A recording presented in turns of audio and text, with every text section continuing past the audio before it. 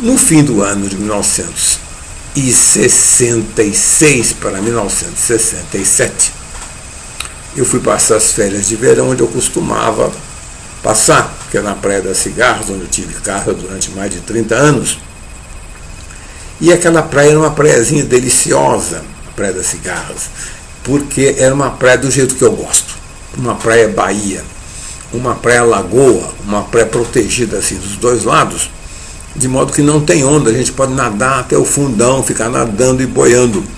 Igual quando eu era criança e quando eu era estudante, eu frequentava a praia do Guaiúba, ou a praia do Mar Casado, ou a praia de Pernambuco, no Guarujá, que são assim mesmo, são dessa maneira, são praias lagoas. Então, em janeiro de 1967, eu estava boiando lá no fundão, na Praia das Cigarras, olhando as nuvens, olhando para cima, olhando para o céu, aquelas nuvens que se perseguiam umas às outras. E acendeu uma lâmpada na minha cabeça. E a lâmpada dizia assim: seguir pelo avesso. Seguir pelo avesso. Quando eu vi aquela ideia passar na minha cabeça assim, de repente, eu imediatamente vi o livro até o fim. Eu já vi tudo o que ia acontecer no livro, porque aquela frase, seguir pelo avesso, tinha decifrado o livro para mim. Era que nem uma chave mágica que abrisse a caverna do Ali Baba. Ali estava o filé. Ali estava a vitamina do livro. Então eu nadei até o raso. E mesmo com o calção molhado, sem botar camisa, sem vestir nenhum calçado, eu entrei no meu Fusquinha 61, peguei aquela estradinha entre a Praia das Cigarras e São Sebastião e corri naquele Fusquinha, até que era uma estradinha muito ruim naquele tempo, cheia de buracos. Eu me lembro que eu corria muito e o Fusquinha pulava muito. Mas eu cheguei em São Sebastião, comprei um caderno espiral e uma esferográfica. E voltando para a casa na Praia das Cigarras, eu escrevi esse capítulo básico, que eu tanto tinha achado difícil de escrever, que era o gordo tendo a ideia de seguir pelo avesso. Essa ideia, como eu disse, decifrou o livro para mim. E ali, ou na Praia das Cigarras, ou voltando para Guarulhos, durante aquele ano de 1967, não houve grande dificuldade de escrever o livro até o fim. Só houve essas dificuldades técnicas normais, ainda mais sendo um autor novato, de fazer um capítulo várias vezes de novo, de melhorar a psicologia de um personagem, de melhorar o vetor de uma ação. Por exemplo, a Berenice não existia, eu vi que estava faltando uma menina, eu coloquei a Berenice depois, mas são apenas problemas técnicos, problemas de inspiração, de bloqueio, como tinha havido antes, não houve mais.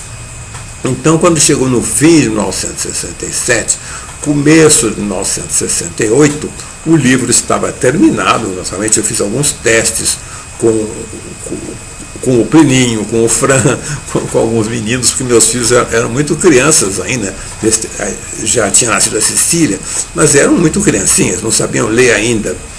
De modo que eu elaborei o livro da melhor maneira possível, fiz uns testes, mandei bater a máquina, foi a Maria Helena, a Justiça do Trabalho, que bateu a máquina, e levei lá na Brasiliense. Eu levei na Brasiliense porque existia a coleção Jovens do Mundo Todo, da Danda Prado, que era uma coleção dedicada a crianças, e era uma coleção muito boa. Eu fui atendido pelo Caio Graco, que era o editor da editora Brasiliense, Caio Graco Prado, e ele falou para mim: João Carlos, nós vamos dar uma olhada nesses seus... Isso era o primeiro trimestre de 1968. Nós vamos dar uma olhada aqui nesses seus rascunhos, nesse seu livro, e daqui a um mês nós telefonamos para você dizendo se vamos publicá-lo ou não. E realmente, dali a um mês, o Caio Graco me telefonou dizendo: João Carlos, gostamos do livro e nós temos aqui uma série de livros a serem publicados, mas acredito que mais ou menos dentro de 10 meses, um ano, ele vai ser publicado. Eu fiquei muito contente, eu não podia exigir sendo um autor completamente desconhecido, eu não podia exigir de ser publicado imediatamente. Eu estava mais do que feliz de ser publicado, de ter sido um livro aceito, de ter a certeza que ele ia ser publicado. Então deixei lá o ano de 1968, fui vivendo normalmente, sabendo que ele ia ser publicado no começo de 69, como de fato foi.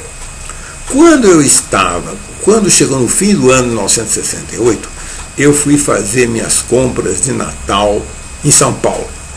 Eu e a Marisa fazendo as compras de Natal em São Paulo, porque em Guarulhos o comércio era muito fraco ainda, não era bom o comércio em Guarulhos. Naquele tempo, hoje é um bom comércio. E as compras a gente fazia naquele meinho ali, Barão de Itapetininga, Praça da República, Rua São Bento. Eu estava ali, era dezembro de 1968, eu estava engraxando o sapato na Praça da República. E enquanto eu estava engraxando o sapato na Praça da República, eu pensei o seguinte: o título que havia sido combinado, que tinha sido decidido e determinado que o livro ia se chamar, era o seguinte: O Crime das Figurinhas. O Crime das Figurinhas. E eu pensei assim, puxa vida, esse é um título pouco expressivo, esse é um título bastante fraco. Pior ainda, este é um título sem nenhum caráter. Isso é uma catástrofe. Não pode acontecer um desastre. Eu preciso evitar que saia esse título. E eu estava na Praça da República, eu andei até a editora Brasiliense, que ficava na Barão de Itapetininga, ali à direita de quem sobe. Era aquele prédio famoso, antigo, onde Monteiro Lobato viveu os últimos anos da vida dele. Subi lá, falei com o Caio Graco, e bastante apreensivo, porque eu sabia que o livro já tinha sido mandado para a gráfica.